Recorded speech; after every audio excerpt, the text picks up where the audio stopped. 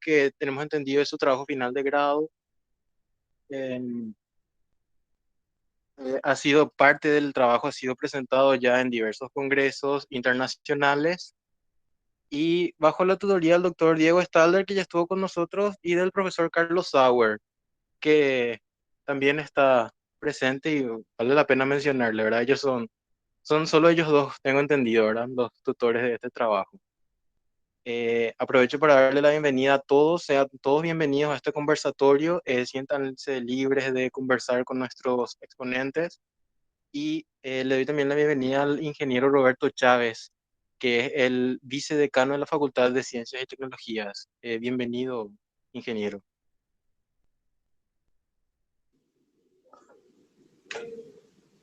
Muchas gracias, Juan Vicente, ingeniero, y en nombre de la Facultad de Ciencias y Tecnologías me corresponde saludar a todos y dar la bienvenida a todos, en este caso, en ausencia por reposo de nuestro decano, el ingeniero Alfredo Moreno.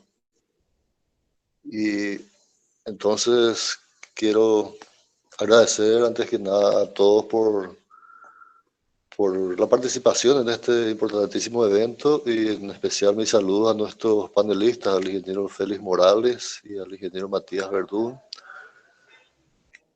Y a los que, agradecerle también a los que propiciaron este encuentro, al ingeniero Héctor Estigarribia, Juan Vicente Bogado, el ingeniero Julio Coronel desde la Dirección de Carrera de Informática, y a todos los que hicieron posible este conversatorio tan importante y un tema interesantísimo que hoy vamos a tener la oportunidad de conocer más a profundidad, ¿verdad?, sobre este interesantísimo tema que fue el trabajo final de grado de estos ilustres ingenieros, ¿verdad?, Morales y Verdún, quienes nos van a ampliar el conocimiento en este tema y la aplicación muy importante, ¿verdad?, en este caso para predicción de demanda de energía eléctrica. Y sin más que agregar, espero que sea una jornada provechosa, ¿verdad?, para todos los participantes y sean todos bienvenidos una vez más. Muchísimas gracias. Muchísimas gracias, señor vicedecano. Y creo que está también con nosotros el señor rector de la Universidad Nacional del Caguazú, el profesor magíster Ángel Rodríguez. Bienvenido, señor rector. Muy buenas noches, tarde, noche. Muy bien, es muy interesante este tema. Felicitación a la Facultad de Ciencia y Tecnología, a los alumnos que están haciendo el esfuerzo, a los profesores, a los coordinadores. Es muy interesante este tema, la previsión del consumo de energía o la demanda de energía, que nosotros acá en nuestro sistema eléctrico se presta mucho a la pérdida negra que se le llama. Es, es preocupante y entonces todo eso tenemos que tratarlo y la tecnología y la inteligencia artificial nos puede ayudar a, a luchar contra esa pérdida que perjudica enormemente al sistema eléctrico y por supuesto que a la empresa ANDE, que es nuestra empresa. Y una vez más, felicitaciones, estoy muy contento, me gusta esto y estoy participando justamente.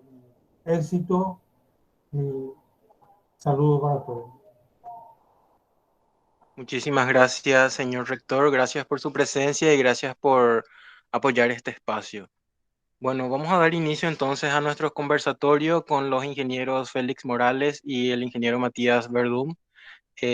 Recordando que esta es parte del trabajo final de grado de ellos y que estuvo bajo la supervisión también del doctor Diego Stalder, que ya estuvo con nosotros, y mencionar de nuevo al profesor Carlos Sauer, que veo que está presente también. Así que comencemos con nuestro conversatorio. Adelante, ingenieros. Ya. Buenas tardes, noches a todos. Quien les habla, Matías Verdún, y junto a mi colega Félix Morales, Vamos a estar presentando, como se está diciendo en la introducción, parte de nuestro trabajo final de grado, que está ahora justamente en un proceso de aceptación en Congreso. Eh, es un trabajo que vamos, no solamente nos quedamos ahí en nuestro TFG, sino vamos a ir puliendo más, agregando eh, más robustez a lo que es nuestro trabajo, y hoy en día queremos presentarle ante todos ustedes eh, el progreso de nuestro trabajo. Y antes que nada, quiero agradecer a todo el miembro logístico que pudo llevar a cabo esta presentación, a Juan, a Héctor, todo el equipo. Eh, Nada más, sin más preámbulos, podemos empezar.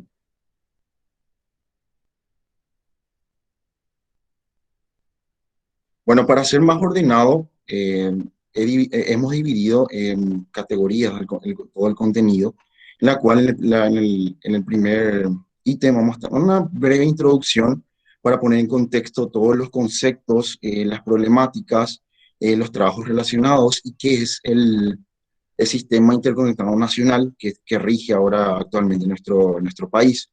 Después tenemos el estado del arte, donde están todos los conceptos más genéricos matemáticos, donde están todos los conceptos de inteligencia artificial en la que vamos a utilizar, la metodología aplicada, donde donde escribimos general, en forma genérica, todos los pasos que, que, que tuvimos que hacer para la realización del trabajo, y los resultados finales, que son también experimentales, y las conclusiones para poder, y también una breve discusión o aclaración del tema, ¿verdad?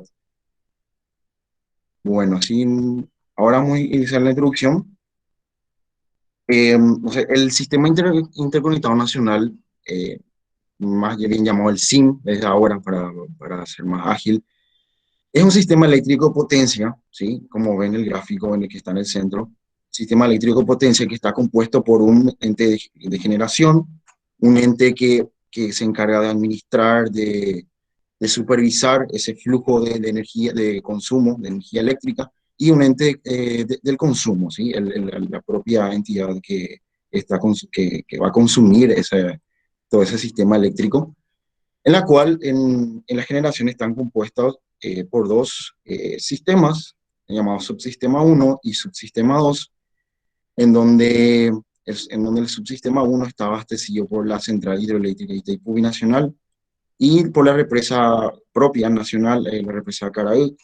Mientras tanto, en el subsistema 2 está abastecido por la central hidroeléctrica Yacyretá, compartido con Argentina. Cabe destacar que estos dos sistemas están trabajando actualmente de forma sincrónica, o sea que no están conectados sincrónicamente, o sea, no permite esa conmutación sincrónica para abastecer toda la red eléctrica paraguaya. Pero hoy en día, ingenieros de la ANDE, de todas las entidades binacionales, están trabajando para tratar de tener una estabilidad justamente en toda la línea de transmisión para poder llevar a cabo esta sincronización de estos subsistemas. Pero es claro acá, son dos sistemas separados, la cual abastece el sistema eléctrico potencia, es dirigido por la Administración Nacional de Electricidad, la ANDE, que se encarga justamente también de la exportación y la importación de la energía, eh, y lo que es consumido dentro del territorio paraguayo, que es nuestro principal objetivo en este trabajo, el consumo, en la cual se ve afectado por varios factores, como se ve en esa gráfica. Se ve afectada por la incidencia económica, la subida o bajada del PIB de un país, la alta industrialización. Paraguay está atravesando una tasa de industrialización en todo el territorio paraguayo. También está afectado por variables del calendario, puede ser como los días hábiles, los fines de semana, feriados, todos están afectados por el consumo, o sea, esto es afectado por el consumo. Y obviamente lo más tangible es la temperatura, o sea, Actualmente, por ejemplo, tenemos inviernos más cortos, tenemos en verano los picos de temperatura son mucho más altos cada año, cosas así. Todos estos factores inciden en el hábito de consumo de toda la población paraguaya. Y es eso lo que hoy en día, junto con Félix y nuestros profesores, realizamos este trabajo para captar estos comportamientos y hacer una previsión. Bajo esto, bajo estos conceptos tenemos la problemática, o sea, ¿qué es lo que queremos atacar hoy en día? ¿Qué es lo que está en déficit? Se trata, la principal problemática es la contratación de potencias de las binacionales, es decir, tipo que la ANDE, la forma en cómo contrata la potencia mensual de Itaipú o la energía de Yacyretá, o cómo abastece la represa de Caraú, o como he mencionado anteriormente en los subsistemas.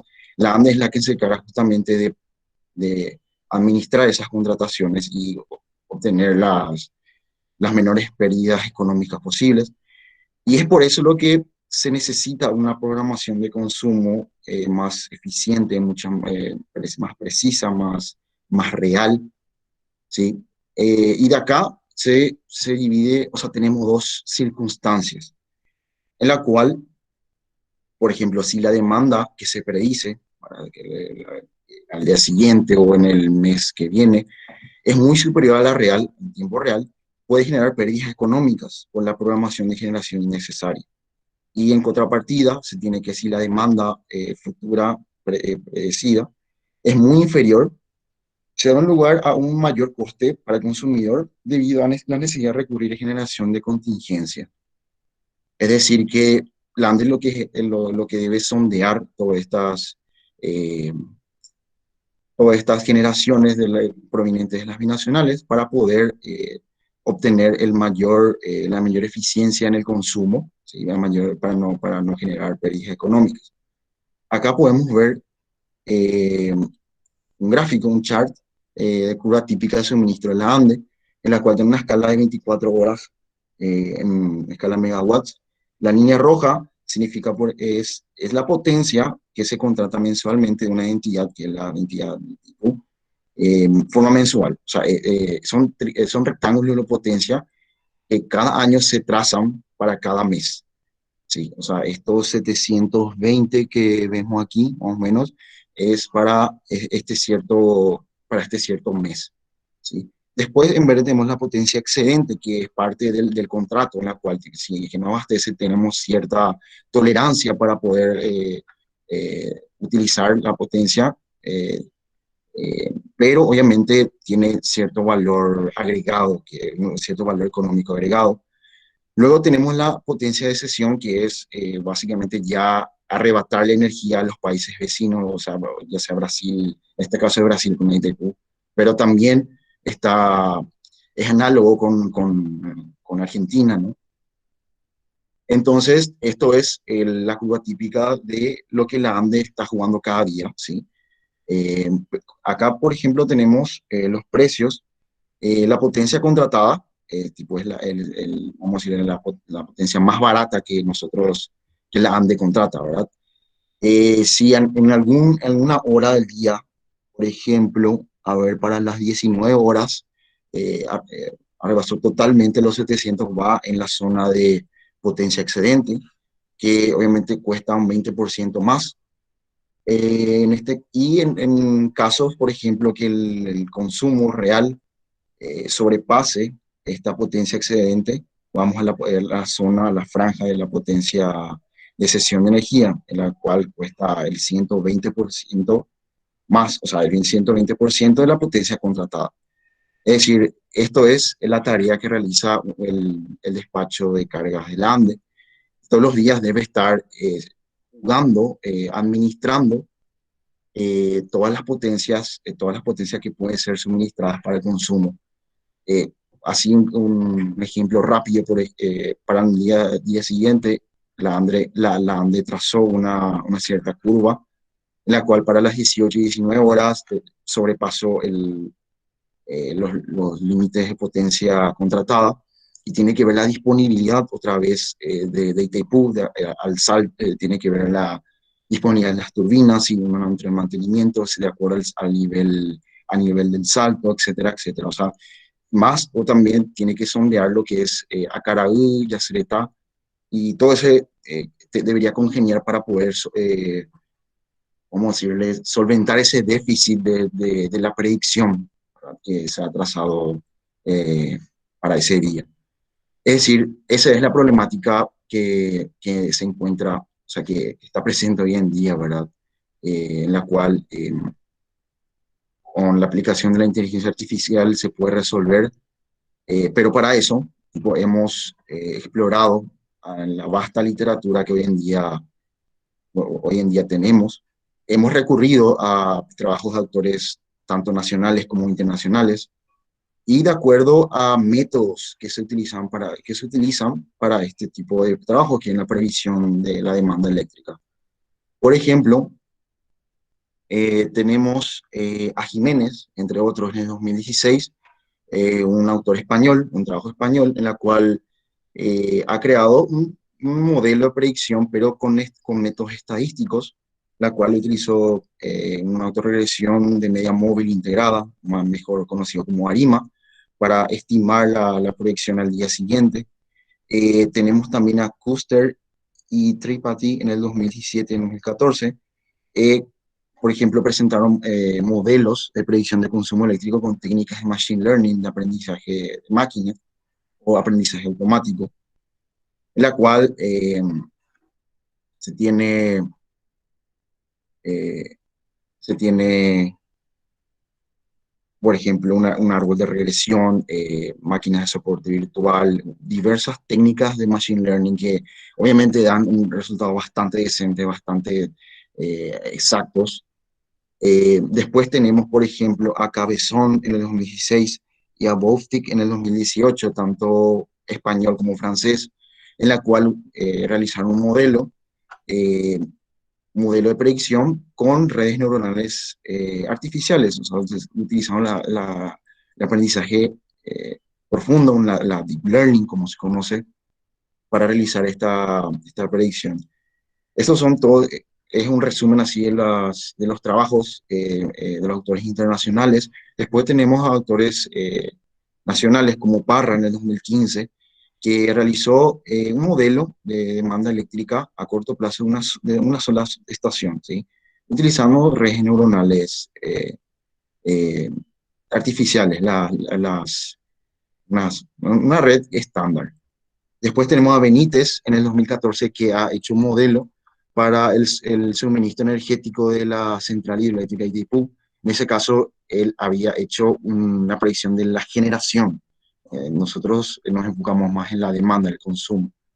Y el último, Barbosa, en el 2014, ha presentado la automatización de la previsión de la demanda horaria de potencia eléctrica en el Sistema Interconectado Nacional del Paraguay. Bajo todos estos antecedentes y la problemática nos motivó a realizar este proyecto, este trabajo que presentamos como nuestro TFG junto con Félix, para realizar la provisión de redes la provisión de la demanda eléctrica utilizando la Deep Learning. Y en ese caso, ahora vamos a entrar en el estado del arte, una sección donde vamos a hablar un poco más de lo que es la inteligencia artificial, qué arquitectura usamos, qué configuración utilizamos, ¿sí? Para entender primeramente, el consumo eléctrico es una serie temporal, ¿sí? Una serie temporal son datos correlacionados en el tiempo, ¿sí? Si vemos en el gráfico de arriba, por ejemplo, es la serie temporal del consumo eléctrico del Paraguay, desde los años 2009 a 2017, en la cual se ve notoriamente una tendencia ascendente, o sea que la media del consumo iba aumentando cada año, ¿sí?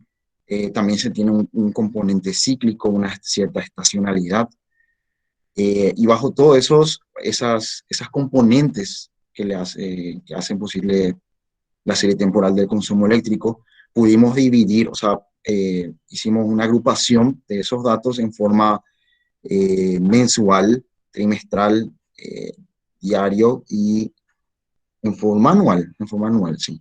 Entonces, lo que nosotros hicimos fue una previsión de demanda eléctrica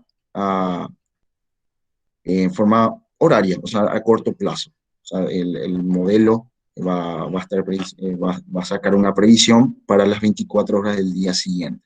Obviamente, esto es la base para, para trabajos con un plazo mayor, ¿sí? Entonces, ahí Félix ya entra Félix. Bueno, buenas tardes, noches. Yo voy a empezar entonces hablando acerca de la parte teórica de las redes neuronales artificiales y hablando de lo que es Deep Learning, aprendizaje profundo. El tipo especial de arquitectura que nosotros utilizamos para nuestro trabajo son las redes neuronales recurrentes, o más bien una parte de ese modelo de redes neuronales recurrentes, ya que estamos abarcando un problema que se refiere a las series temporales. Entonces, en la primera gráfica podemos ver una figura clásica de cómo se puede representar una red neuronal artificial. eh, con diferentes tamaños, ¿verdad? Pero podemos ver que la primera capa, que serían todos los nodos que se encuentran en la primera parte y que están en rojo, se refiere a la capa de entrada. Luego, los otros nodos que son amarillos pertenecen a las capas, a las capas ocultas. Y por último, las últimas capas que están en azul, cuyos nodos están en azul, son las capas de salida. Entonces, para hablar de una red neuronal, podemos distribuir, digamos, de forma horizontal o a lo largo, que justamente hablamos por capas, o también, digamos, en forma vertical, que hablamos por cantidad de neuronas que existen en cada capa. Entonces, la diferencia, cuando podemos llegar a hablar de Deep Learning o Machine Learning, que sería la inteligencia artificial mucho más clásica, ¿verdad? Podría depender de la profundidad a lo largo de la cantidad de capas que existe, ¿verdad? Pero sin embargo no hay un estándar, no hay, digamos, un criterio para decir cuándo estamos hablando exactamente de Deep Learning. Pero si bien esto conforma la forma gráfica de poder percibir cómo está estructurada nuestra red neuronal. Y así también en la parte de abajo tenemos un sistema que sería un sistema recurrente y otro que sería prealimentado. El prealimentado es justamente lo que estamos viendo en las imágenes de arriba, en donde cada una de los nodos o células que conforman una capa van conectados a todas las otras células de la siguiente capa. Es decir, solamente existe conexión, digamos, de capa en capa por medio de las células. Sin embargo, las conexiones recurrentes lo que hacen es poder tener la posibilidad de poder conectarse en las neuronas en la misma capa. Y eso es muy importante cuando hablamos de redes neuronales recurrentes y de series temporales, porque al tener una serie temporal nosotros tenemos una relación temporal, ¿verdad?, de nuestros datos, como en este caso es la demanda, ¿verdad? Digamos que la demanda que vamos a tener en la siguiente hora está muy relacionada con la demanda que tenemos ahora mismo. Siguiente ahí. Bueno, y justamente hablando de la arquitectura más específica acerca de las redes neuronales recurrentes, lo que implementamos fueron las Long Short Chain Memory, que son las redes neuronales de memoria de corto y largo plazo, donde podemos visualizar en la primera gráfica cómo está estructurada, digamos, una célula LSTM, que en realidad es como si fuera que exista una pequeña red neuronal, una gran red neuronal dentro de esa pequeña célula. Podemos diferenciar 3 compuertas de funcionamiento dentro de esa célula, en donde tenemos la puerta, digamos, del olvido o forget gate, la puerta de entrada, que sería la compuerta de la input gate, y tenemos la compuerta de salida, que es la output gate, ¿verdad? Cada una funciona de una manera distinta para poder entregar significancia, digamos, a los datos, ¿verdad? La compuerta de olvido lo que hace es descartar todas, dentro de la entrada de la serie temporal, descartar la información que no es muy útil para hacer una nueva predicción. La compuerta de entrada lo que hace es justamente suministrar nueva información al modelo para poder hacer la siguiente predicción. Y la compuerta de salida es justamente ya una suma de todos los valores que fueron removidos, o la información que fue removida y la información que fue, digamos, actualizada para poder, digamos, entregar nueva información para la siguiente predicción. Eso es básicamente cómo funciona. Y para las redes neuronales LSTM, la forma en la que se pasan los datos viene de una manera, o sea, bien especificada, como un tensor donde tenemos 3 dimensiones, las cuales son el batch size, que indica la cantidad de muestras que vamos a ir a entregar a la red neuronal como para que pueda actualizar la configuración de esa red. Después tenemos los time steps, o los pasos hacia atrás, que hablando de series temporales, indica cuál es la longitud de la serie temporal que nosotros vamos a entregar para que puedan encontrar justamente esas relaciones temporales. Es decir, mi time step puede ser, por ejemplo, yo le paso 2 días, que serían 48 horas, si es que justamente mi escala está en horas, 48 horas, o le puedo entregar 36 horas, 72, y así sucesivamente, ¿verdad? Y depende de eso, depende de cuánto yo le entrego, va a poder asimilar mejor o peor la dependencia temporal que existe para la predicción. Y por último tenemos los features, o las características, que justamente son las variables exógenas del sistema. Y las variables exógenas se refieren a esas características que no se refieren directamente a la variable que yo quiero obtener, como en este caso es la demanda, sino que son variables como por ejemplo la temperatura, variables del calendario, que no están, o sea, no pertenecen a la demanda, pero que están correlacionadas con la demanda. Siguiente. Bueno, para bueno, como estamos hablando de un problema de regresión, básicamente, porque estamos haciendo una predicción basándonos en una curva que queremos representar, tenemos las métricas de desempeño, que son la raíz del error cuadrático medio, el error porcentual absoluto medio, tenemos el error del tercer cuartil, tenemos también el máximo valor porcentual absoluto, que estas 4 son básicamente variables, son métricas ya conocidas y utilizadas justamente para los problemas de regresión y de previsión. Y así también agregamos 2 métricas más que son específicas y que son de mucha utilidad para una persona que esté, por ejemplo, operando en el despacho de carga de la ANDE, en donde digamos que tiene que ver cómo actúa, digamos, el modelo para unos ciertos días, ¿verdad? Entonces, para ello, utilizamos el error porcentual a la hora de mayor demanda y también el máximo error porcentual del día.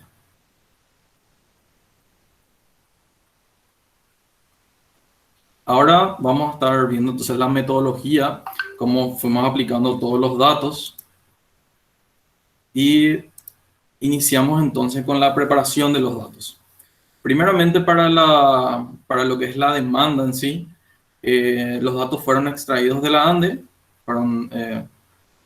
fue desde el 2008 hasta el 2018 lo que pudimos llegar a obtener, que sería justamente el SIN, del Sistema Interconectado Nacional, con una escala horaria, y también las variables meteorológicas que fueron proveídos por la INAC y también por la Facultad Politécnica del Departamento de Meteorología.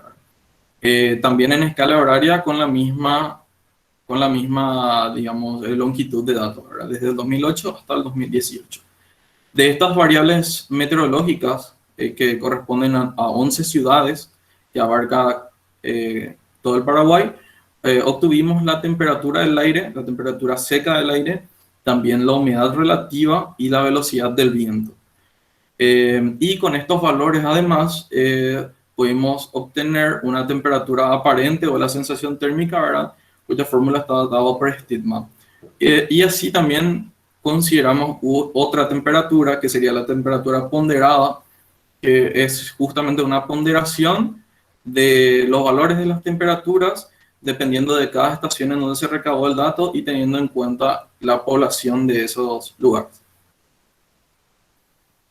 Bueno, seguidamente tuvimos que pasar el problema de hacer la limpieza de los datos, ya que nos encontramos, ¿verdad?, con el problema, con el obstáculo de que habían muchos datos que estaban faltantes y también muchos outliers o muchos valores atípicos, ¿sí?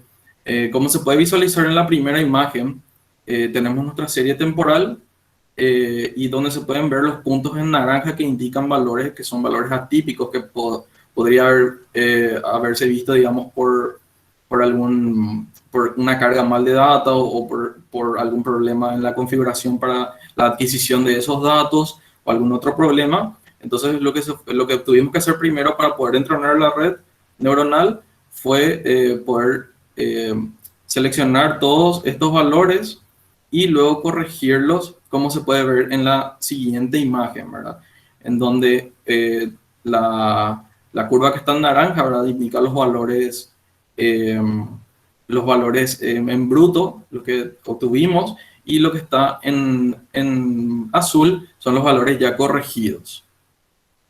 Entonces pasamos luego a lo que es el modelo LSTM, con la implementación en Keras, que es justamente una librería, una herramienta utilizada en Python, donde fue justamente el lenguaje de programación con el cual nosotros hicimos, digamos, toda la implementación de esta red neuronal. Lo que consideramos, la parte de arriba, digamos, un esquema básico es los datos de entrada, que se dividen, ¿verdad?, en datos históricos de demanda y también las variables meteorológicas.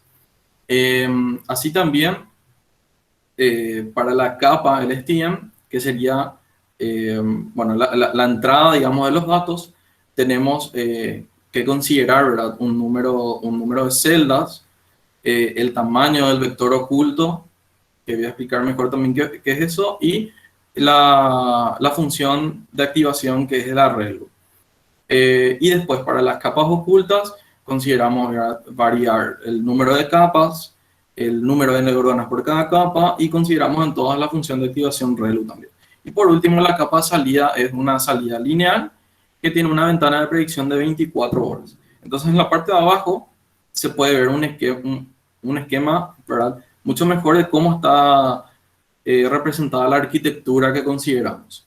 Primeramente, ¿verdad?, tenemos los tensores, que serían, que en este caso se puede representar nada más como una matriz, ya que la tercera dimensión sería la cantidad de muestras que entregamos, es decir, la cantidad de veces que entregamos esta matriz. Entonces, primeramente, los atributos, que serían los vectores horizontales, ¿verdad?, son cada una de las variables que nosotros le entregamos, que pueden ser el consumo, o sea, la demanda que hubo a tal hora, la temperatura que hubo en ese día, una variable del calendario que puede ser, por ejemplo, el día de la semana, el mes, etcétera, etcétera. Todos esos atributos están en una misma fila, y los pasos hacia atrás, o los time steps, justamente son la cantidad de fila que obtenemos, ¿verdad?, que son todos estos. Y esos datos van entregados a la célula LSTM o a las celdas LSTM, que son todos esos valores que tenemos ahí, ¿verdad?, que son la cantidad de celdas LSTM que nosotros vamos a utilizar es igual a la cantidad de pasos en el tiempo hacia atrás, ¿sí? Entonces, la información, como se puede ver, ¿verdad?, por medio de la flechita, ¿verdad?, cada celda del LSTM va pasando la información de una a la otra hasta obtener finalmente un vector oculto, ¿verdad?, que sería lo que ya le va a entregar la información a toda lo que sería la capa oculta, ¿verdad? Que es todas esas neuronas interconectadas que están en verde, ¿verdad? Justamente la cantidad de capas que nosotros utilizamos, consideramos de una hasta 6 capas, justamente para ver en qué situación obteníamos el mejor resultado. Y por último, tenemos la capa de salida, en donde ya se van entregando el resultado para la previsión del siguiente día, ¿verdad? Por eso tenemos una capa de salida constante con 24 células, ¿verdad? O neuronas. Siguiente. Y por último, para ver la parte, digamos, la parte teórica, ¿verdad? Para hacer la optimización de los hiperparámetros, optamos por utilizar un algoritmo genético que justamente los candidatos para cada uno de los hiperparámetros están representados en la tabla, donde indica el tamaño de la ventana que consideramos de 1 a 160. El tamaño de la ventana se refiere a la cantidad de time steps o pasos en el tiempo hacia atrás, ¿verdad? Que consideramos de 1 hora hasta 168 horas, que corresponde a una semana. También consideramos el número de unidades recurrentes del STIAN. Ese número de unidades recurrentes del STIAN se refiere a la longitud del vector oculto, que les dije que es la que llega a pasar a las capas densas, ¿verdad? Y la longitud de ese vector consideramos de 1 a 100. Y por último, consideramos también el número de neuronas por cada capa, ¿sí? La consideración de la cantidad de capas hicimos de 1 hasta 6, y en cada una de las capas, otra vez, nosotros íbamos variando la cantidad de neuronas que había, de 10 a 200, ¿verdad? Y todo este proceso para la selección de los mejores modelos se realizó utilizando un algoritmo genético, que básicamente es un algoritmo que se basa en el proceso evolutivo, en donde tenemos una cierta cantidad de individuos y existe una cierta cantidad de generaciones, en donde cada individuo está representado por un cromosoma, como se ve en la figura, en donde justamente están cada uno de los atributos: el tamaño de la ventana, la cantidad de unidades del STIAN, el número de neuronas en la capa 1, en la capa 2. Esta representación es para el modelo de 2 capas.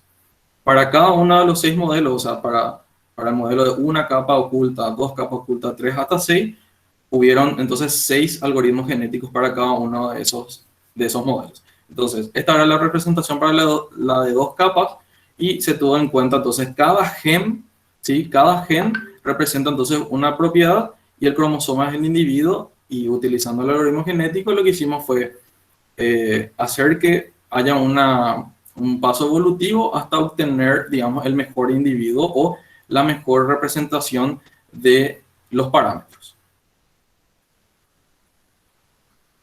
Siguiente. Ahora le voy a pasar entonces la palabra otra vez a mi compañero Matías. Sí, ¿qué tal? Gracias, Félix. Continuando, esta es la parte de los resultados experimentales. Ya presentado toda la metodología que aplicamos, todos los procesos, todas las etapas. Ahora llegó la representación de todos los resultados, ¿verdad? En la cual, como dijo Félix, hemos experimentado con 6 modelos distintos, en la cual cada uno tiene de 1 a 6 capas para probar en el algoritmo genético. Hemos, por ejemplo, acá que es una representación de generación de 0 a 100 generaciones, en la cual el error de cada mejor individuo de esa población ha ido divergiendo en forma, iba disminuyendo, ¿no?, el error.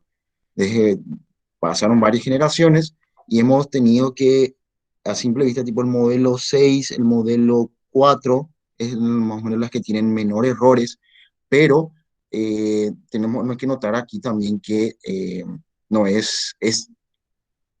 como no es totalmente convergente, no hay ciertas oscilaciones de acuerdo al fitness.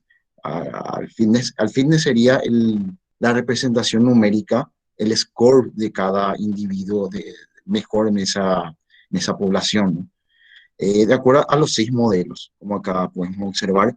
Y desde aquí, por ejemplo, no hemos extraído el mejor modelo aún, porque tuvieron que pasar varias pruebas, varios tests, que de acuerdo lo que encontré de cada modelo es los mejores individuos, y como había mencionado Félix, los individuos son eh, los mejores business, que tiene el tamaño de la ventana, el número de las unidades recurrentes del STM y número de capas densas.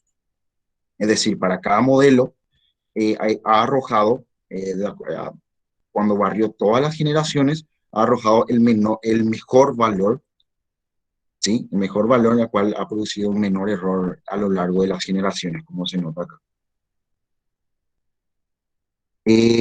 Acá es un gráfico de los diversos tipos de errores, como hemos mencionado, el RMC, el MAPE, el error tercer cuadril, y el error absoluto medio, ¿sí? En la cual podemos observar que tantos modelos 6 tienen una medida de error un poco más alto que la 2 o la 3, ¿sí? En la cual todavía no hemos sacado a un modelo ganador, ¿sí?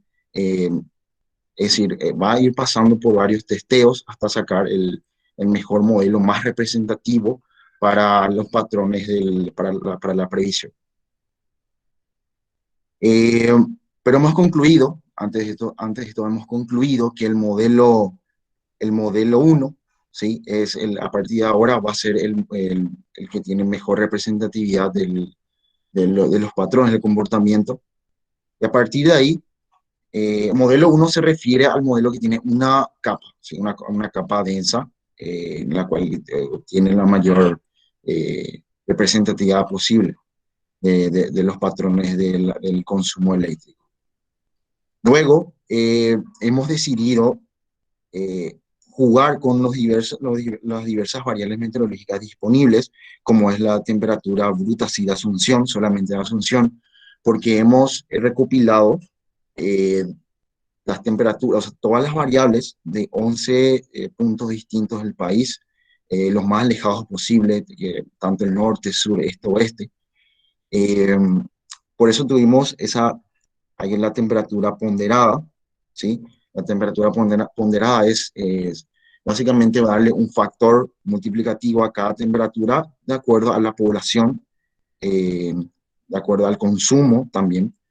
Después, en otra parte se tuvo la temperatura de Asunción porque se registra en Asunción, la zona central, se registra casi más del 40% del consumo a nivel nacional, solamente está en Asunción. También tenemos la temperatura aparente, en la cual, como mencionó Félix, que es justamente la sensación térmica, ¿verdad? En la cual, reuniendo todas las demás variables como humedad y velocidad del viento, hemos sacado una sensación térmica. ¿Por qué una sensación térmica? Porque como Paraguay es un país subtropical que tiene un clima bastante, en verano hace bastante calor, hemos decidido utilizar esta variable de sensación térmica, en la cual a un individuo le hace por la mayor comodidad usar equipos de aire acondicionado o calefacción en el invierno. ¿Sí? Sabemos bien que en el verano se dispara el consumo debido a los aire acondicionados. Es por eso que también incluimos este hábito del consumidor, y es reflejado, por ejemplo, en la temperatura aparente o sensación térmica. Estos tres gráficos, de acuerdo a estos tres, decidimos usar solamente la temperatura de Asunción, ya que es la más representativa para todas. Y a partir de ahí lo anclamos, lo vinculamos a nuestro modelo 1, que fue el seleccionado. Otra cosa lo que hicimos, o sea, otro paso más, fue que añadimos cierto error gaussiano a las temperaturas, ya que como las variables meteorológicas fueron fueron obtenidas después de un procesamiento, una limpieza, varios algoritmos que iban procesando esos datos. Hemos decidido agregar este error para medir la robustez de nuestro modelo. ¿Qué quiere decir eso? Tipo, si hay cierta desviación de la temperatura, si está mal censado o mal registrado, el modelo igual puede obtener buenos resultados, ¿sí? Ese es lo que se mide la robustez del modelo seleccionado, ¿no? Entonces, acá, por ejemplo, tenemos errores muy bajos, ¿sí? Bueno, que se añaden estos errores gaussianos con desviación y media estándar, o sea, cero, el error gaussiano. Y después de esto, tipo, ya entramos en lo que es ya obtenidos el modelo 1 y la temperatura de asunción. Ya hemos jugado con todos los parámetros de entrenamiento del training, que es para hacer correr el modelo y cómo se comporta de acuerdo a los años, ¿no? Esto, Félix, si es que puedes explicar.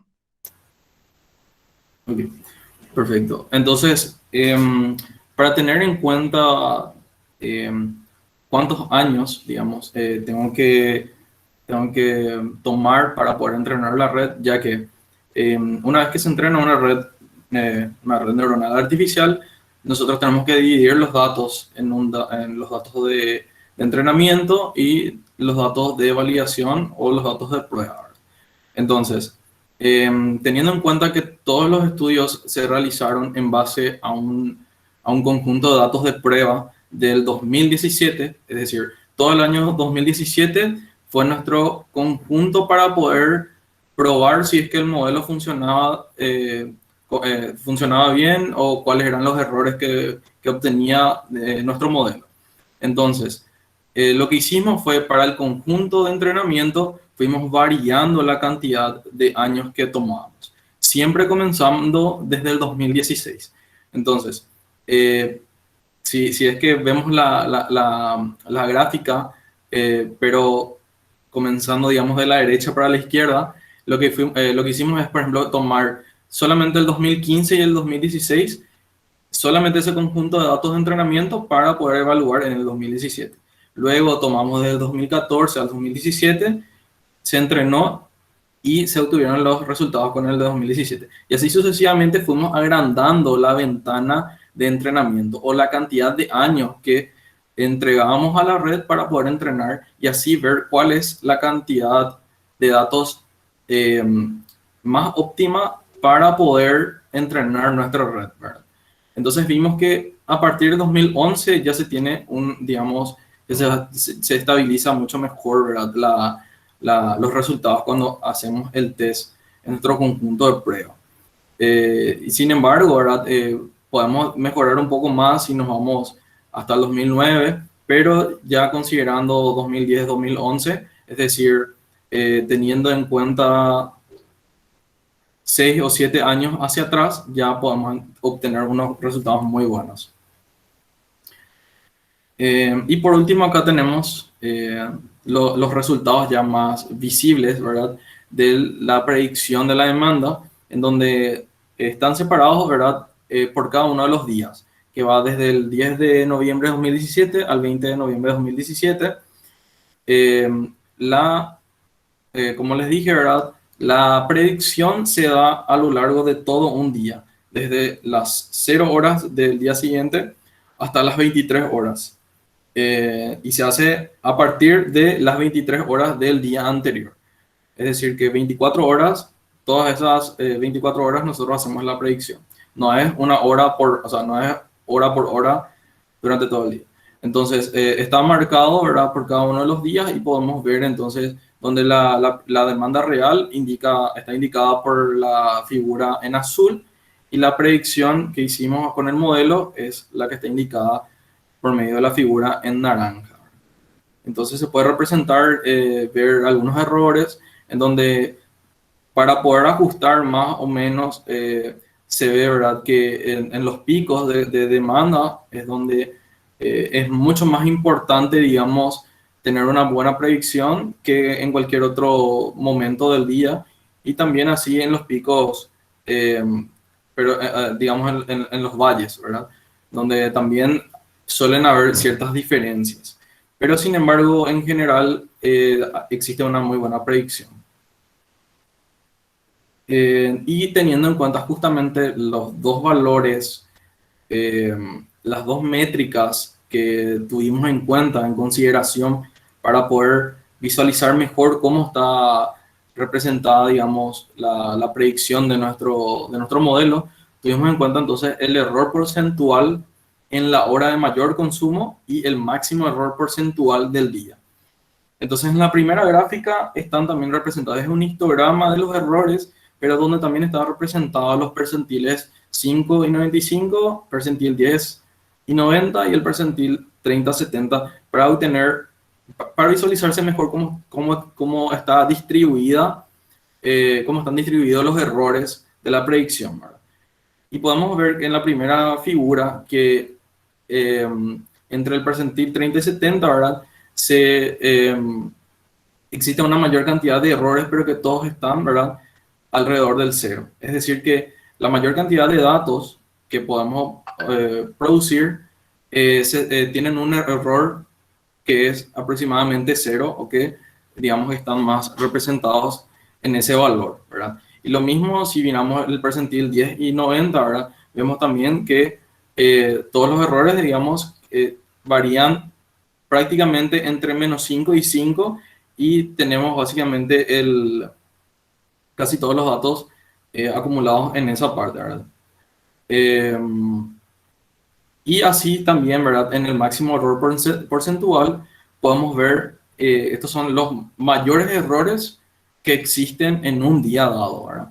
Pero podemos ver que el error varía como máximo, digamos, en general, entre -10 y 10%, ¿sí?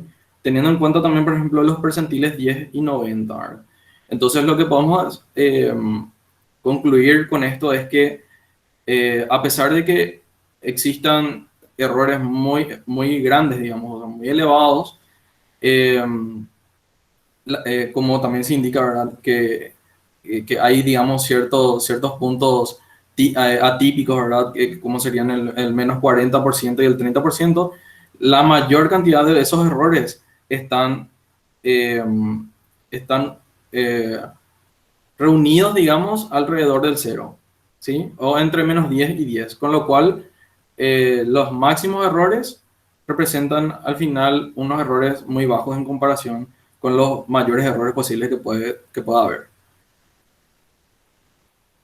Y teniendo en cuenta entonces las conclusiones, podemos decir, ¿verdad?, que en este trabajo se desarrolló y se caracterizó un modelo basado en redes neuronales recurrentes, el STM, que a partir de los datos históricos y pronósticos meteorológicos es capaz de dar una previsión de la demanda horaria de energía eléctrica de las siguientes 24 horas de manera robusta.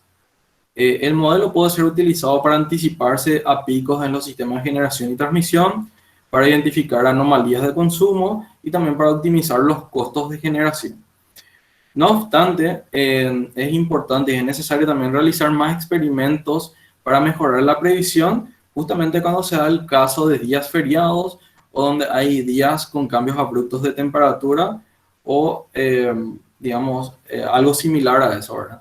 Con lo cual, justamente nuestro modelo no pudo caracterizar mucho de esos días, ya que no tuvo, digamos, un entrenamiento específico, ¿verdad?, para poder caracterizar ese comportamiento. Y muchísimas gracias por escucharnos, por darnos el espacio y si tienen algunas consultas, estamos aquí para responderlos.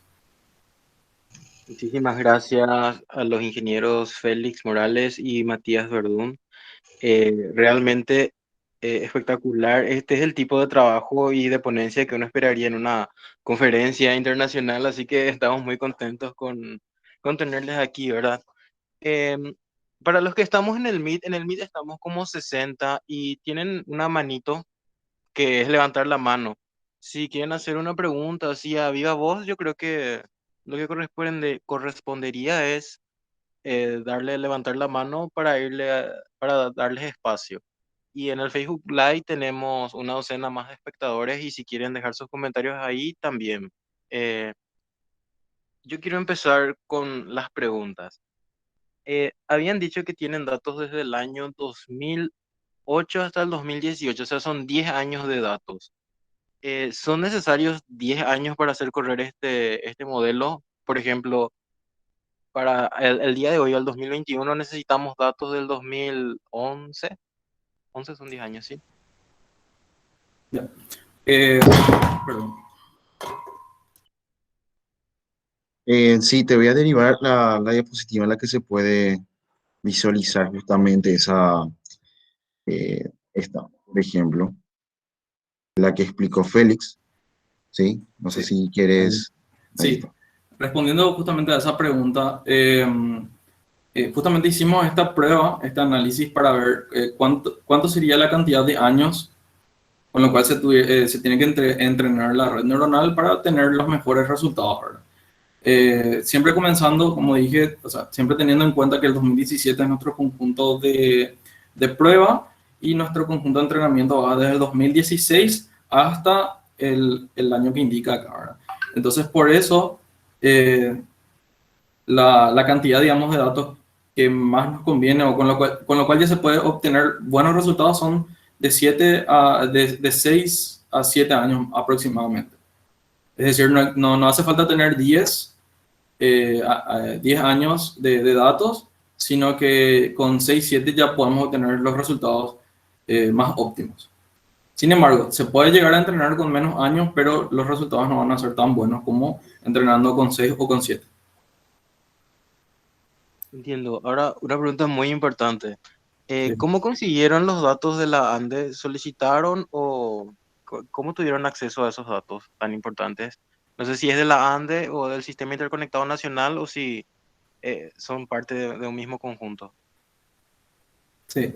Los datos fueron proveídos por la ANDE, más bien justamente gracias al ingeniero Carlos Sauer, ¿verdad? Que fue nuestro tutor y también está trabajando allí. Pero sí, es o sea, es básicamente los valores del sistema interconectado, ¿verdad? Pero que la ANDE obviamente obtiene todo eso porque se encarga justamente de administrar la energía eléctrica. Cabe destacar nomás que esos datos que nos proveyeron no fue así nomás en un CSV, un Excel así todo detallado. O sea, eran planillas electrónicas meses por meses y que todos los años, eh, además, tipo, tuvimos que hacer una exhaustivo extracción justamente de esos datos. Más, obviamente, ahora que estoy viendo una pregunta, todo el equipo fue por la ANDE o hubo una inversión propia. Con respecto al consumo eléctrico fue todo la ANDE, ¿sí? Desde el 2008 hasta el 2017, de hecho. Todas las variables meteorológicas fueron proveídas por las entidades nacionales que mencionó Félix. Eh, no, como fue o sea, un tema a nivel académico, solicitamos y nos dieron los datos en forma gratuita, pero como hemos recalcado aquí, los datos, pues, hay una gran cantidad de datos faltantes, están mal, están, eh, básicamente años, meses faltan ahí lo que estuvimos demorando mucho tiempo en tratar de ajustar esos datos justamente. eh, para obtener la mejor cantidad más representativa de los datos. Andrea alzó la mano, si podemos escucharle primero a los que alzan la mano y luego Sí, leemos si están de acuerdo, por favor. sí. Sí, perfecto. Sí, hola. Ya que estamos hablando sobre los datos, yo quisiera preguntar cuántos registros tenía el dataset.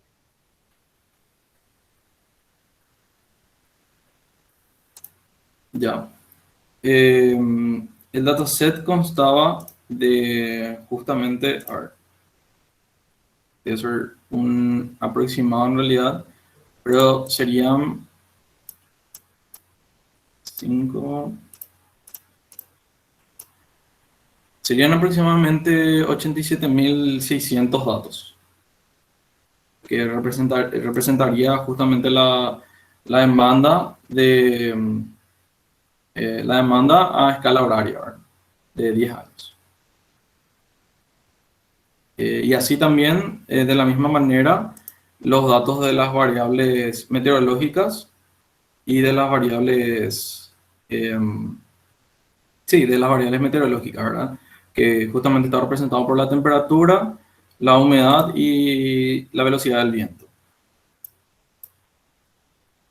No sé más quién Milko, levantó la mano. Aníbal Rojas. Mujica levantó la mano. Sí. Milko. Aníbal y Milko, Milko y Aníbal. Creo que es la pregunta de Aníbal primero.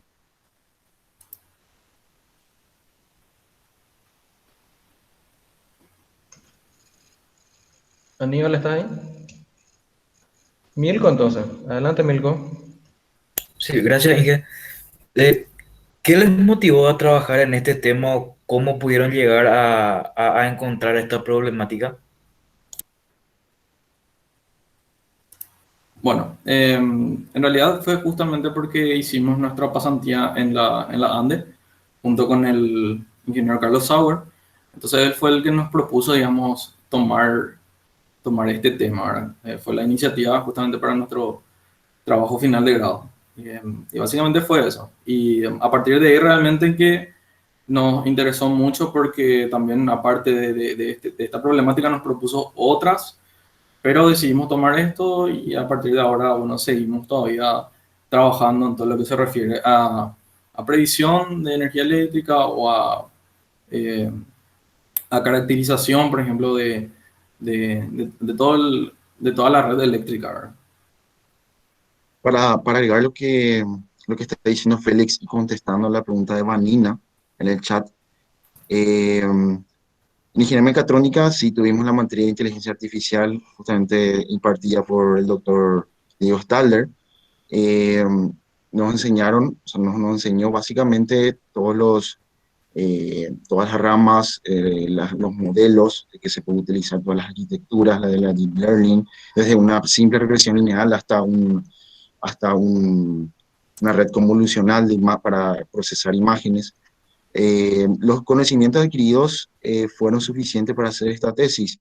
La verdad que es un 50 en 50. La verdad, eh, fuimos más que nada autodidactas para encontrar artículos científicos, libros o publicaciones de alto estándar internacional.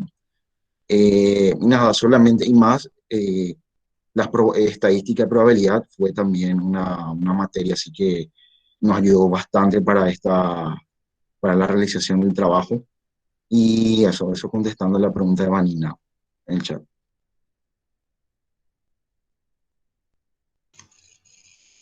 Aníbal, ¿vas a hablar o...? Está. ¿Podemos leer la siguiente pregunta nomás?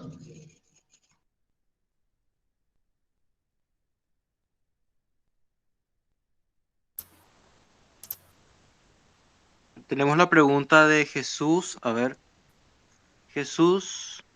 David Coronel Rojas pregunta, ¿esto que proponen se hace en la ANDE de manera más tradicional o esta propuesta es nueva? Ya. No, en realidad en la ANDE se hace de una manera mucho más tradicional que justamente con un equipo o departamento, ¿verdad? Que se encarga de hacer la previsión, pero teniendo en cuenta, digamos, demandas anteriores, días anteriores y con todo el conocimiento que ellos tienen y haciendo simples estadísticas, digamos que hacen una previsión de lo que sería la demanda para el siguiente día, pero no utilizan ningún sistema inteligente.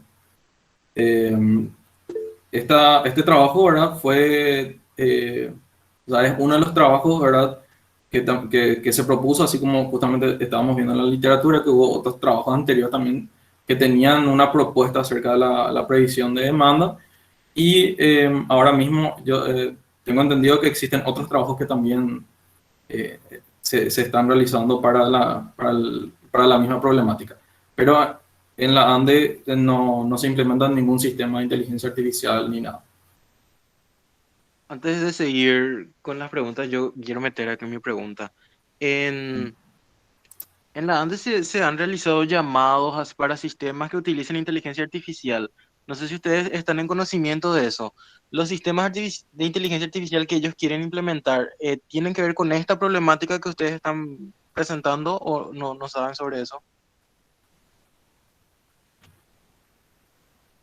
En realidad, tal vez se refiere a digamos, a muchas otras problemáticas, pero sí existe un proyecto aprobado al CONACYT que justamente en el que estoy también colaborando, que también está buscando implementar un sistema para previsión y también de descripción, ¿verdad? De los alimentadores, ¿verdad? O sea, la previsión de demanda, pero basándose, digamos, en alimentadores. Y es un proyecto del CONACYT. Eso es hasta ahí es donde yo sé, digamos, ¿verdad? No sé si existe algún otro proyecto en paralelo que también está buscando hacer o que está haciendo lo mismo. Gracias. Acá hay una pregunta que creo que no leímos de Jorge Avelino Páez Ovelar. ¿Qué porcentaje aproximado de efectividad tuvieron las predicciones respecto a lo que es la realidad? Creo que esa pregunta todavía no se leyó. Ya, está bien. Bueno, con respecto a efectividad, o sea, en realidad, digamos, lo que se mide es justamente el error de la predicción, ¿verdad? Si se pueden ver el slide que está más arriba, más arriba, ahí, abajo. Justamente estos valores representan los errores justamente entre la previsión y lo que es real, ¿verdad? Todo teniendo en cuenta ese año de entrenamiento que fue el 2017. Entonces, existen todas estas métricas, como sería, por ejemplo, la raíz del error cuadrático medio, el error porcentual medio absoluto, el error porcentual absoluto del tercer cuartil y también el máximo error porcentual absoluto, ¿verdad? Entonces, básicamente, teniendo en cuenta una escala de megawatts, ¿verdad? Digamos que si hablamos de la raíz del error cuadrático medio, tenemos que tuvimos un error de 83.49, ¿verdad? Si hacemos, digamos, de forma porcentual, ¿verdad? Teniendo en cuenta el modelo 1, ¿verdad? Que corresponde a una capa oculta. Teniendo en cuenta ese modelo, tenemos un error porcentual de 3.23% para toda la predicción de 2017, comparando justamente la predicción con los valores reales. Excelente, o sea, pero 3% es el porcentaje de error, no el porcentaje de acierto, ¿verdad? Claro, claro. De error, sí, de Claro, error. claro, pero justamente hablando de regresión es un poco difícil de hablar de aciertos también, ¿verdad? Porque justamente lo que tratamos de hacer es acercarnos a ese valor, ¿verdad? Y no, digamos, tener en cuenta ese valor mismo, ¿verdad? Sino que lo que se mide en regresión sería justamente el error, la diferencia entre lo real y lo que se predijo. Sí, excelente. Yo ahí quiero meterme en cuchara, Juanmi, por favor. Bueno.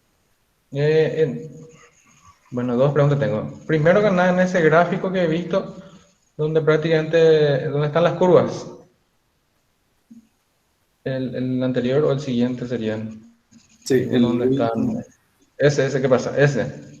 Sí. Ese no es lo que se enseña comúnmente como overfitting o sobreentrenamiento, cuando demasiado bien ya funciona tu modelo con los datos de entrenamiento, o ese es en el test ya.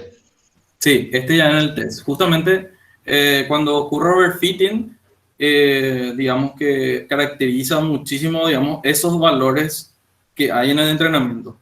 Pero estos valores fueron con datos que, digamos, el modelo al hacer el entrenamiento nunca visualizó, entonces hizo esta predicción. Y ahí vemos justamente que no existe overfitting porque en ese caso, digamos que no iba a poder tener una buena representación. Ya, otra pregunta es, hay otro gráfico donde hablan de modelos y usan 5 modelos. El anterior justamente era el de los puntitos. Sí, Ese. 6 modelos inclusive. Pero en otro usaron realmente las celdas LSTM o algo así era. ¿Estas sí, celdas son uno de esos modelos? O sea, ¿eligieron después de probar los otros modelos o a qué se refiere estos modelos? ya. Si podés llevar más hacia arriba, o sea, hacia atrás en realidad. Uno más. Ahí. Bueno, la diferencia entre cada uno de los modelos varía en donde dice n capas ocultas densas. Todos los modelos tienen la misma cantidad, o sea, los mismos atributos, la misma configuración de celdas del STM. Lo que varía es la cantidad de capas ocultas densas. En ese caso, por ejemplo, hay 4, ¿verdad? Pero varía desde 1 hasta 6, digamos, la cantidad de columnas que hay, digamos, de capas, ¿verdad? O sea, de neuronas. Entonces, la que salió con mejor resultado al final fue justamente la que solamente tenía una sola columna de neuronas en verdes, y eso directamente ya se iba conectado a las neuronas en rojo. Excelente. Justamente para aclarar nomás, el modelo 1 se eligió además, o sea, un plus para elegir, para seleccionar el modelo 1 es que es el modelo más simple, ¿verdad? Justamente cuando agregamos muchas más capas densas y con una serie de técnicas como el dropout, el- la partición por el batch size, la partición de, no sé bien en español. Son varias técnicas para reducir, como habéis dicho, el overfitting, pero el modelo 1 con una sola capa densa arrojó valores no tan dispersos como las que los modelos que salían muchas más capas. Elegimos también el modelo 1 por simplicidad y nada, justamente para evitar el tema, el overfitting, como habías mencionado. Ya. Hay otra pregunta de Ronaldo que no se alcanzó a leer. Pregunta si el equipo que usaron fue de la ANDE o de ustedes o de quién. Porque esto requiere bastante máquina para hacer, ¿verdad?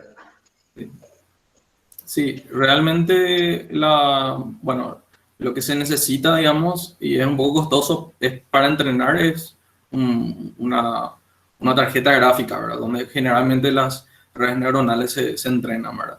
Esa tarjeta gráfica, o sea, el clúster, digamos, la computadora especializada como para poder entrenar, en realidad es propiedad de la facultad. Entrenamos con la computadora de la facultad. No fue de la... De la FIUNA, la FIUNA tiene también clúster. Así mismo, la Facultad de Ingeniería de la UNA. Sí.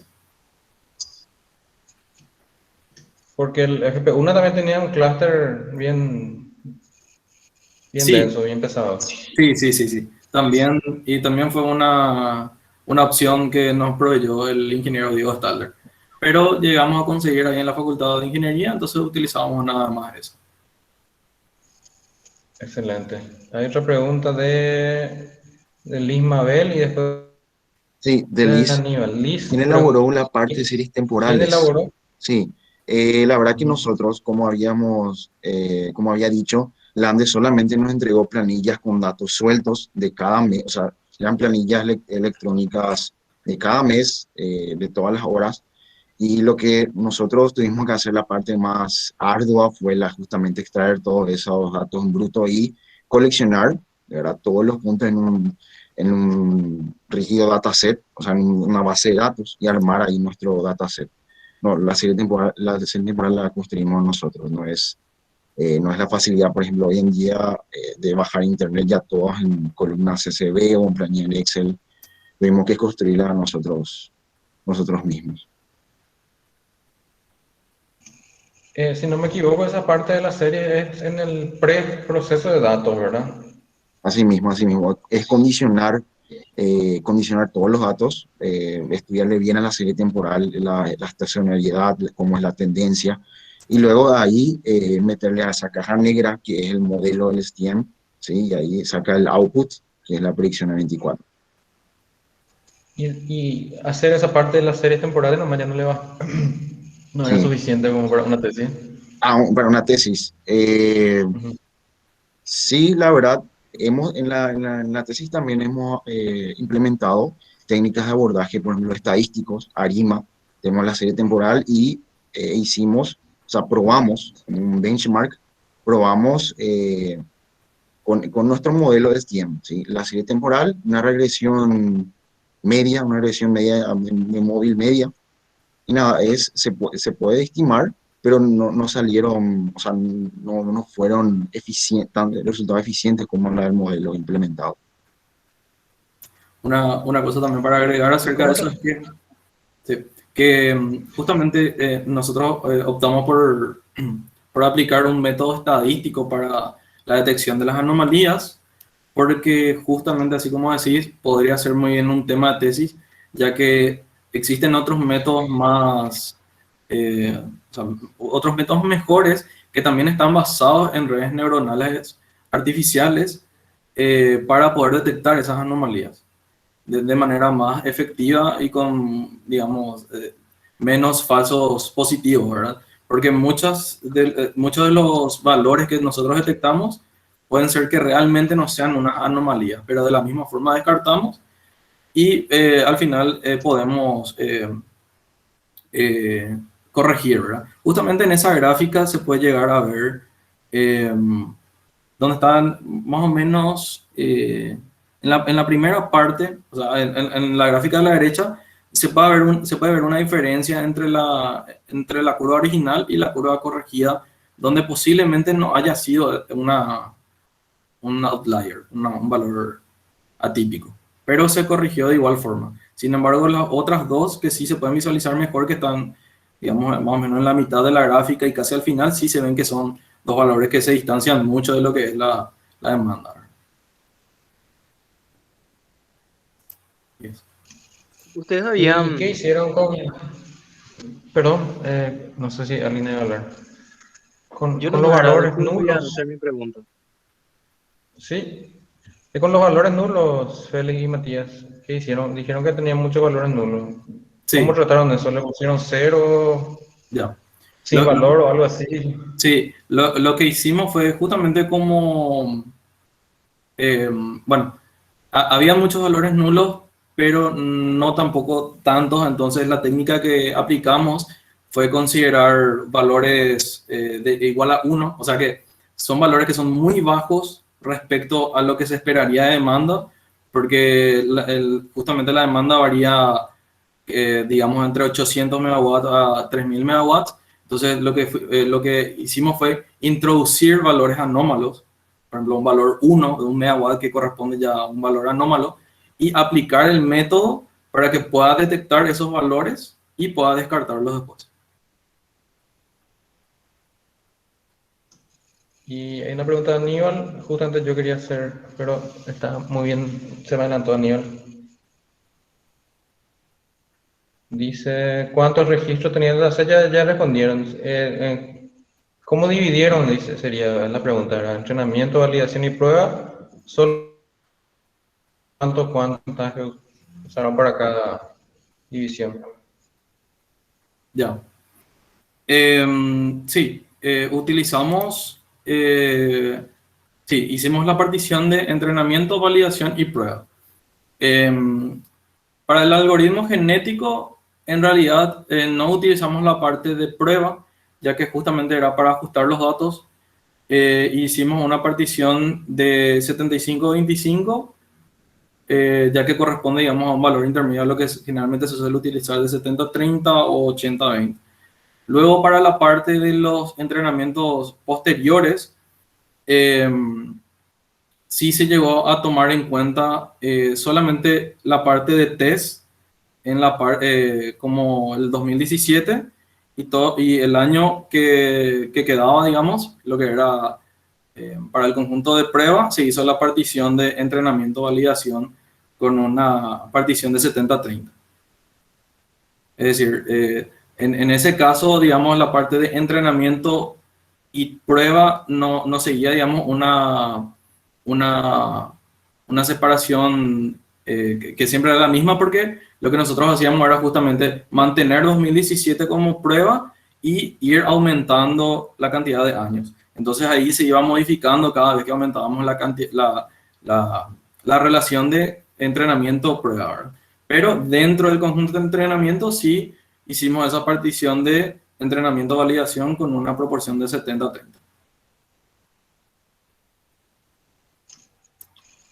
Excelente, gracias. La última pregunta dice Jorge Páez, si no se puede llegar al 100%, dice. ¿Y por qué no llegaron ya? No, la verdad que sí, la idea es que justamente el error, por eso, podemos hablar de cuánto, digamos, cuando todo es igual, ¿verdad? Digamos que tenemos un 100% de efectividad, ¿verdad? Pero cuando hablamos de regresiones o de previsión, ¿verdad? Es mejor hablar del error, ¿verdad? Entonces, justamente llegar a un error de 0, digamos que se ha de poder, ¿verdad? Pero es muy complicado, ¿verdad? O sea, no hay ningún modelo todavía que puede llegar a tener, digamos, un error de 0 y poder predecir exactamente lo que mañana se va a producir, ¿verdad? Siempre existen ciertas variaciones, siempre existe cierto ruido, ¿verdad? ¿Por qué esto? Porque si mañana ocurre algo que es totalmente inesperado, por ejemplo, mañana justamente volvemos a estar, se decreta para que mañana otra vez volvamos a estar en cuarentena en la fase 0, va a ser un cambio muy brusco que obviamente tal vez la red neuronal no pueda percibir eso, ¿verdad? Ya que va a haber un cambio muy inesperado o cualquier otro evento. Entonces, por eso, tanto lo que es o sea, las variables meteorológicas, todas aportan cierto ruido o cierta distorsión para que no se pueda llegar a tener justamente una predicción con 0 de error, ¿verdad?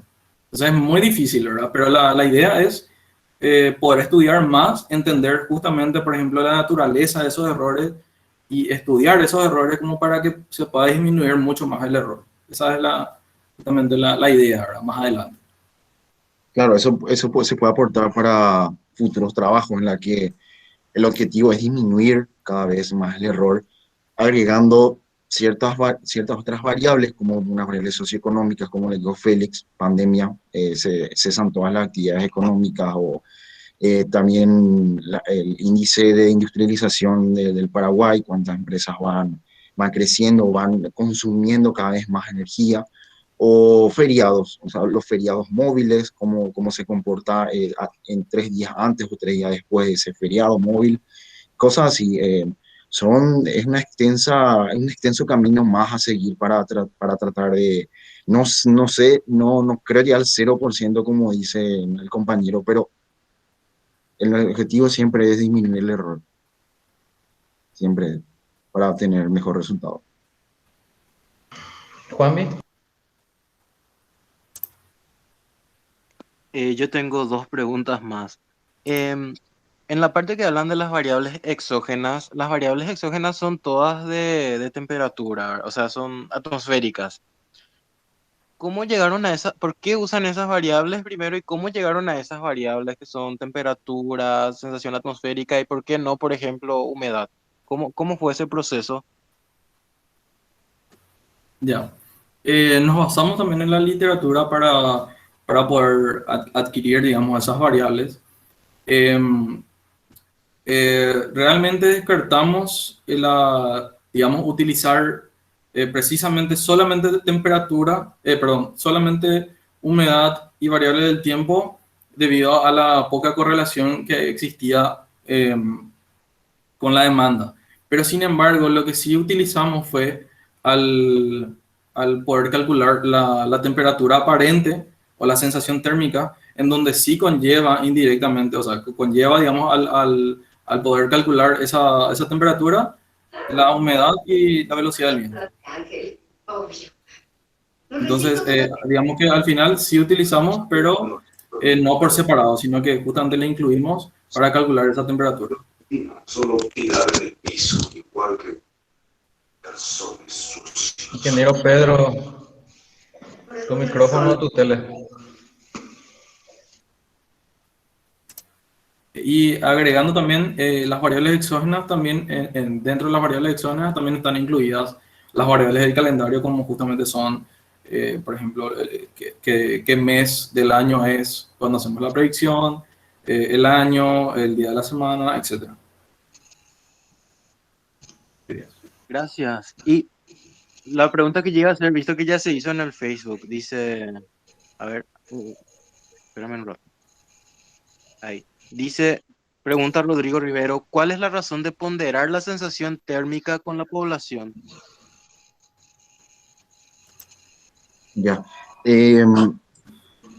Lo que pasó es lo siguiente, nosotros tuvimos datos del Sistema Íntegro Internacional, es decir, el global nacional, en la cual hemos estudiado en incluir justamente esa ponderación de las sensaciones térmicas de cada punto del país y de acuerdo a la población. Tipo, cómo afecta eso en la serie temporal, pero a nivel global. O sea, no podemos, vamos a decirle, desmembrar por cada punto del país el sistema internacional. O sea, tuvimos dato en megawatts, era todo nacional. Entonces, para reducir esa incertidumbre, decidimos obtener la ponderación de cada zona, de cada punto del país, y la ponderamos de acuerdo a, por ejemplo, en Asunción tuvimos un mayor factor por ejemplo, en Misiones o en Ñembucú, de acuerdo a la población, cómo afecta eso al CIN. Y nada, estudiamos de todo, era un abanico de posibilidades, ¿no? Porque en literaturas, en trabajo en la literatura, por ejemplo, la de Francia solamente era el neto global y de la temperatura de una sola ciudad. ¿Sí? O sea, y ahí nos percatamos si podíamos hacer a nivel global de todos los puntos del país. Nada, fue eso. Tuvimos también ese abanico de posibilidades para realizar el modelo, para incluir en el modelo. También tener en cuenta, o sea, por qué elegimos hacer la ponderación por población y no por otro factor. Justamente por la disponibilidad de los datos, ¿verdad? Ya que si bien al principio tratamos de obtener un dataset donde había, digamos, la demanda, ¿verdad? Por subestación o por zona, era un dataset que estaba con muchos más datos faltantes de lo que podíamos trabajar con ellos, ¿verdad?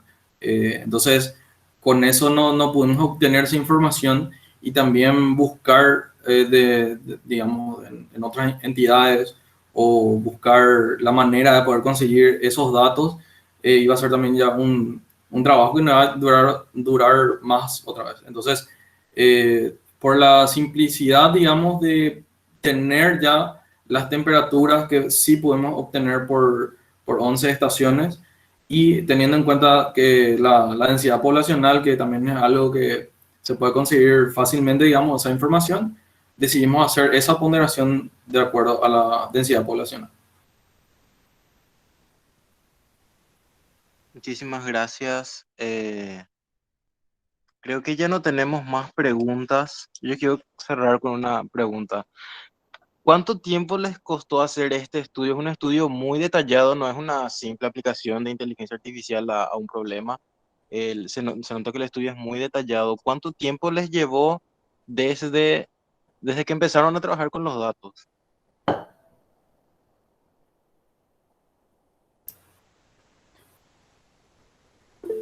Bueno, en realidad la tesis nos tomó aproximadamente 1 año, 4 meses en poder terminarla. Si bien hubo un tiempo en el que justamente nos fue un poco más complicado, por ejemplo, reunirnos y trabajar a la par con Verdun, por más de que, bueno, todo es programación, ¿verdad? Y por suerte, digamos que no hay ninguna parte física, digamos, así como para armar, digamos, un equipo ni nada. Digamos que hubo un tiempo de 2 meses más o menos que bajamos nuestra actividad, ¿verdad? Pero aproximadamente 1 año, 2 meses, 1 año, 4 meses fue lo que nos llevó. Y eso es justamente también, eso se puede reducir muchísimo, creo yo, ¿verdad? Que justamente una crítica, ¿verdad? A las entidades en sí, ¿verdad? Que proporcionan estos datos, ¿verdad? Porque si nosotros tenemos, por ejemplo, una forma más fácil de obtener ya estos datos y trabajar ya solamente, bueno, se debería hacer un proceso previo siempre de preprocesamiento, pero obtener ya los datos por lo menos ya ordenados va a hacer que se pueda realizar un trabajo mucho más complejo y que dure menos tiempo, ¿verdad? Eso también es importante, ¿verdad? Que si es que existe alguien que quiera mejorar el modelo, agregar algo como tema de tesis, ¿verdad? Nuestra idea también es poder compartir el dataset que nosotros tenemos porque ya le vamos a estar ahorrando 4 meses de trabajo. Entonces, tener esos datos, por ejemplo, fue algo que nos llevó tiempo y después la parte del modelado. Eso, El muchísimas rector, gracias.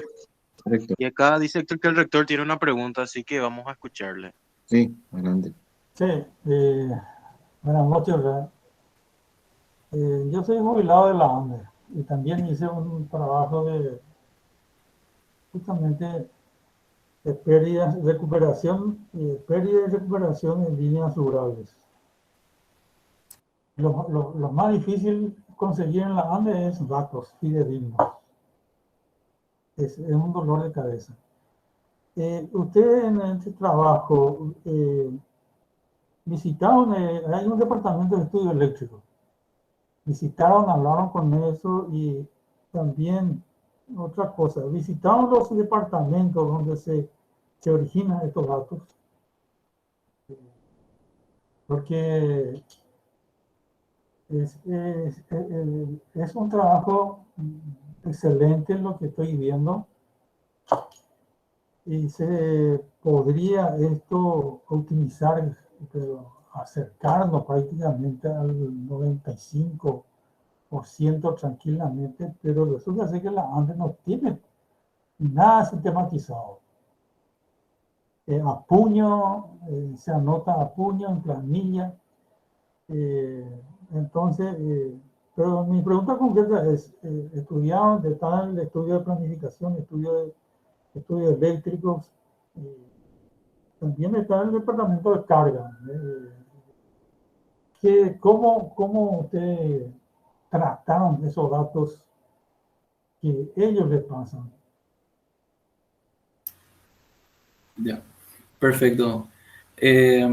Sí, en realidad todos los datos que nosotros podemos recabar de la ANDE fue por intermediación justamente del ingeniero Carlos Sauer, que es justamente nuestro tutor que trabajó allí justamente con nosotros y que nos llevó justamente para poder plantear todos estos problemas. Realmente no tuvimos la oportunidad para poder visitar todos los departamentos que se encargan justamente en generar estos datos y analizar y hacer el monitoreo, ¿verdad? Pero realmente es cierto, ¿verdad? Para poder, digamos, mejorar y obtener, digamos, mejores predicciones, ¿verdad? Necesita haber un acercamiento, ¿verdad?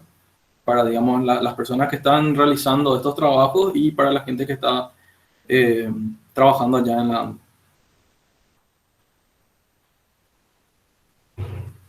Ok, gracias, compañero. Muchísimas gracias. ¿y no llegaron a presentarle a alguien que esté bien arriba en la ANDE esto? Todavía. No, realmente no, pero en realidad en esa época en la que nosotros entramos fue cuando estaba el ingeniero Ferreira y justamente en el departamento donde nosotros trabajábamos era no sé realmente si ahora, Equipo consultor, sí, que el es equipo justamente consultor del presidente. de apoyo a la presidencia de la ANDE. Entonces, justamente la idea era poder hacer un trabajo como este y poder presentarle, porque justamente es un equipo consultor que se encarga, ¿verdad?, de poder optimizar eh, digamos, los procedimientos y demás, ¿verdad? Entonces, esa era nuestra idea, pero como que después hubo su renuncia y todo lo demás, no, ya no hubo, digamos, un acercamiento. Pero siempre obviamente estamos dispuestos a cualquier propuesta, ¿verdad? De la ANDE u otras empresas, así que está ahí, obviamente se puede mejorar y siempre nosotros vamos a estar atentos a cualquier propuesta. Sí, justamente el doctor Rivero, el que hizo la pregunta, también está en la ANDE. No me acuerdo en qué departamento, pero sé que está en la ANDE también. Y bueno, nuestro rector es jubilado de la ANDE, seguramente tendrá todavía sus contactos por ahí y tenemos también muchísimos docentes. Está también presente el director de la carrera de electricidad, ingeniero Pedro Pastor. No sé si quería hacer una pregunta o comentario, ingeniero. O ya se fue. Bien. Creo que ya no está mal, ingeniero Pedro. Creo que no tenemos más preguntas. Creo que podemos ir cerrando, ¿verdad? Sí, Ok, así es, así es. entonces vamos a Y agradecerles otra vez antes del cierre a los ingenieros, al ingeniero Félix Morales, al ingeniero Matías Verdún y también a sus tutores, al profesor Carlos Sauer que está entre el público, así que un saludo para el profesor Carlos Sauer y el profesor Diego Stalder también que está desde el live del Facebook, porque nosotros te estábamos controlando, así que un saludo para él y un cierre de parte del ingeniero Héctor Estigarribia, que es el director de investigación de la Facultad de Ciencias y Tecnología. muchas gracias, Juanmi, primeramente a vos por el arduo trabajo de organizar este evento, de la transmisión en vivo, hacer los contactos, todo. Muchas gracias a Félix, Matías y Carlos. No sé si quiere hablar algo. ¿Cómo te sentís con tus jugadores, Carlito? Buenas noches, ¿cómo están? ¿Qué tal, Héctor, Juan Vicente, a todos los colegas también ahí de la UNCA? Y realmente estoy, vamos a decir, babeando, ¿verdad? Porque lo que trabajamos con Félix y Matías, hace 2 años cuando yo les recibí, les entrevisté a unos 10, 15, digamos, estudiantes de último año de ingeniería y finalmente terminé seleccionándole a ellos dos para hacer este proyecto y no me arrepiento, ¿verdad? Después de 2 años sacamos un trabajo que, como varios de ustedes resaltaron, además de entrar en mucho detalle fino, deja una línea de investigación interesante para el futuro. Eh, Muchos de los resultados que ellos obtuvieron pueden ser mejorados. Podemos colaborar con algunos de ustedes si tienen interés en mejorar el modelo. Como ustedes vieron, hay ciertos features que no están incorporados y, por ejemplo, tenemos errores, digamos, eh, de mayor nivel en días feriados, por ejemplo, y realmente es muy difícil pronosticar la demanda de un día feriado, porque ahí juegan un montón de variables conductuales también de las personas. Si justamente se trata de un feriado que está conectado con algún feriado largo, algún decreto presidencial que movió un feriado de la semana hacia un fin de semana y mucha gente se moviliza, por ejemplo, en ese fin de semana hacia el interior, es muy difícil que eso pueda ser simplemente aprendido por la red a partir de datos históricos. Entonces pueden encontrar maneras de mejorar el modelo para mejorar la precisión en esos días. Pero como ustedes vieron, en general el modelo digamos, en los percentiles 30, 70, 5, 95, realmente está acotado en errores relativamente bajos y que son los días realmente donde la demanda es importante en días laborales. Yo realmente le agradezco a ustedes por esta invitación, a Félix y Matías que nos dieron realmente una conferencia de primer nivel y nosotros estamos expectantes del artículo que enviamos al CLEI para recibir un poco la revisión de los pares internacionales también y después escalar, una vez presentado en ese congreso, a publicar los resultados de este trabajo en alguna revista internacional. Bueno, eso es todo de mi parte. Muchísimas gracias. Con respecto a lo que mencionó el profesor Ángel, hoy en día con todos los sistemas de primer nivel que está instalando la ANDE a nivel de SCADA, va a ser posible realmente acceder a datos de manera mucho más sistematizada. Las planillas que son, ¿verdad?, de datos históricos de hace mucho tiempo, muchas de ellas realmente se transcribían, ¿verdad? Hay operadores que transcriben las planillas a mano de un sistema, entonces obviamente ese proceso de tipeo, un operador que en aquel momento estaba sentado frente a una planilla tipeando, hacía 50.000 tipeos al día, entre todas las variables que él tenía que asentar. Entonces, bueno, algún que otro valor pudo haber tenido un error, pero con los algoritmos que justamente está mostrando aquí Matías, se consiguió corregir y encontrar esas anomalías. Pero con los nuevos sistemas de comunicación que se están instalando, realmente va a poder ser, se van a poder acceder a mejores datos de mejor calidad y ojalá en algún momento accederlos en tiempo más real. Bueno, de mi parte es todo. Muchísimas gracias a todos por la invitación y de nuevo gracias Félix y Matías por este excelente trabajo. Bien, muchas gracias, Carlos. Muy amable. Para los que no le conozcan, Carlos Sauer estuvo en el MIT, fue asistente del famosísimo Gilbert Strang, que es profesor de álgebra ahí del Instituto Tecnológico de Massachusetts. Así que es una especie de superestrella acá en el mundillo académico. Y la ANDE tiene mucha suerte de tenerle a él y mediante él a estos ingenieros también recién egresados que demuestran tener la pasta para hacer investigación y aportar conocimientos de calidad para el progreso del país, ¿verdad? Que al final eso es lo que busca la academia y la investigación, ¿verdad? Aportar conocimientos para que el país, la comunidad salga adelante, ¿verdad? Sin duda, creo que este es un ejemplo de que se puede hacer. Quería consultarle si hay algún alumno interesado, por ejemplo, en seguir con el trabajo de ustedes. ¿Estarían ustedes disponibles? ¿Podemos pasarles su número? Ya está demostrado que no es solo para alumnos de informática, ¿verdad? Inclusive podría ser un alumno de informática con alguien en electricidad, se me ocurre a mí. Podrían conversar con ustedes para hacer un proyecto final continuando lo que ustedes empezaron. Sí, sin problema. Por mi parte, la verdad que me sentiría muy bien si es que justamente hay gente interesada, ¿verdad? Porque el conocimiento está para compartir y les esperamos. Cualquier cosa les pueden pasar nuestros contactos y sin problemas vamos a estar ayudándoles en lo que se pueda. Bien, muchísimas gracias. De nuevo, gracias a todos por estar y sin más, doy por concluido este evento.